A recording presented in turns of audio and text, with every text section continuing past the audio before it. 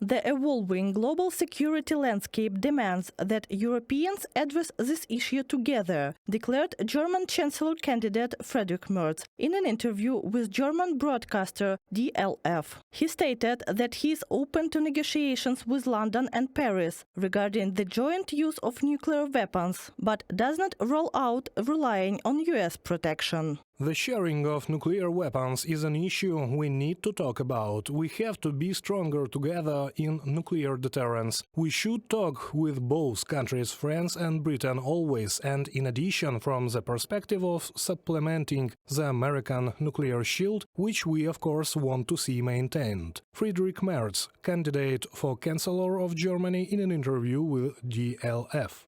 On March 5, French President Emmanuel Macron initiated a strategically significant discussion. In a televised address, he stated that Paris intends to explore with European partners the possibility of extending its national nuclear deterrence to cover the entire European Union.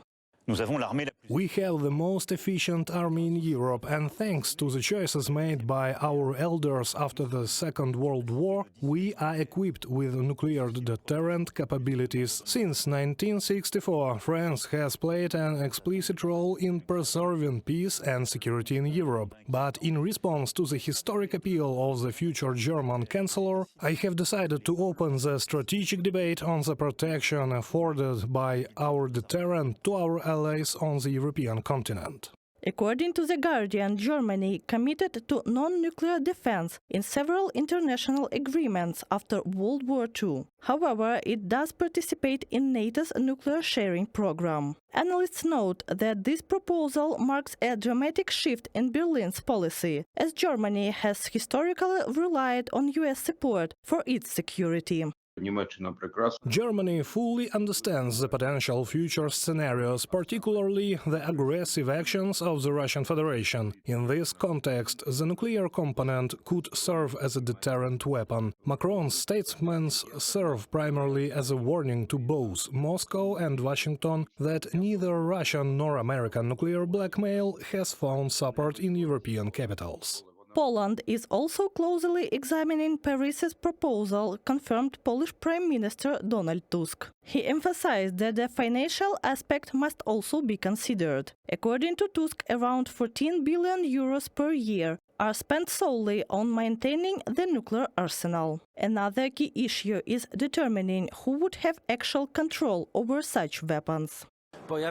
The French proposal is not new. This topic has also appeared several times in conversations with me. That is the possibility of expanding these possibilities of deterrence with nuclear weapons on the part of France, and of course, it is most worth considering. Lithuania's Prime Minister urged caution regarding Paris's nuclear umbrella initiative, warning against action that could undermine trust in NATO. Meanwhile, Lithuanian President Gitanas Nausėda welcomed Macron's proposal to deploy nuclear weapons in partner countries.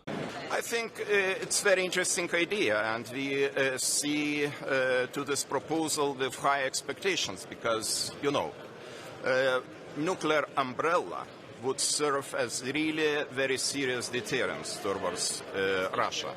And it is very important to use this opportunity, all opportunities to increase our resilience, and especially in the eastern flank, because eastern flank is exposed to different kind of threats. France and the United Kingdom are the only two European nations possessing nuclear weapons. According to the BBC, France currently has fewer than 300 nuclear warheads, while the UK possesses approximately 250. The fundamental difference is that France's arsenal is entirely sovereign, developed and maintained independently, whereas the UK relies on US technological support. Reported by Katerina Bastun, KD, UATV News. Warsaw is in talks with Paris about the potential use of France's nuclear capabilities to protect European allies, stated Prime Minister of Poland Donald Tusk. According to him, Russia is actively rearming and preparing for a full-scale military confrontation not only with Ukraine but also with someone much bigger. The Prime Minister of Poland believes that in the current situation, Europe could be on the brink of war in the coming years. I musimy także odważniej spojrzeć. We need to look more boldly towards the future when it comes to weapons technology, and we are seriously discussing with the French their idea of a nuclear umbrella over Europe. It is time for Poland to, using the means it has, as well as its own experience and the battlefield experience of Ukraine, boldly consider our capabilities regarding the most advanced weapons. We face a very serious arms race. It is a race for security, not a race to war. President of France Emmanuel Macron proposed using France's nuclear arsenal for deterrence in Europe in an address on March 5th. He stated that Russia poses a threat to the entire continent.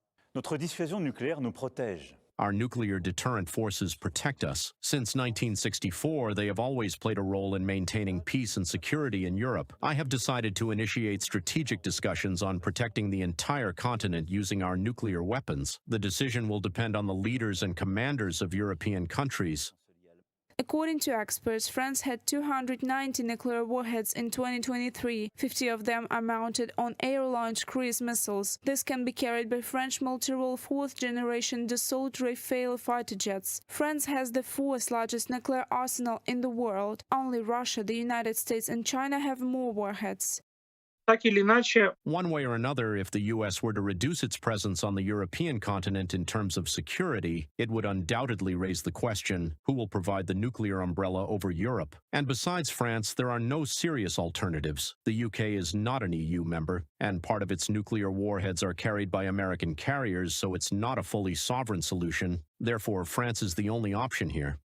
Warsaw is also considering withdrawing from international conventions banning landmines and cluster munitions. The Prime Minister of Poland said the country intends to use all available means to ensure its security given the threat from Russia. Poland is also planning to increase the size of its armed forces. Currently, the Polish army has 200,000 soldiers. With the reservists, it should reach up to 500,000, according to Donald Tusk. Therefore, Warsaw is working on a large-scale military training program for all men of conscription age. If I were to suggest a return to basic compulsory service, I would say this. We have several models. One of the valued ones is the Swiss model, and that is that it is not mandatory, but there are incentives that could make men decide to undergo annual training, and it is not just symbolic, not fake. And we will be ready with this model in the next few weeks. Poland allocates just under 5% of its GDP to defense, a record figure for NATO countries, said President Andrzej Duda. Military spending will reach 5% of GDP in 2026 and possibly as soon as 2025, the country's defense ministry said. Poland has quite a serious army. Poland has strong armored forces, good artillery saturation, and a reserve training system. In many ways, Poland is a country that many EU member states could learn from when it comes to ensuring their own security and taking a responsible approach to armament. Moreover, in Warsaw, they understand that a strong national army is an additional resource for their image and sovereignty within the EU. Prime Minister Donald Tusk emphasized that Poland's security is directly linked to the future of Ukraine. If Kyiv maintains its sovereignty, independence and pro-Western course, it will ensure greater security for all of Europe. Reported by Alexandra Zaslavas, Nikita Skoblikov, UATV News.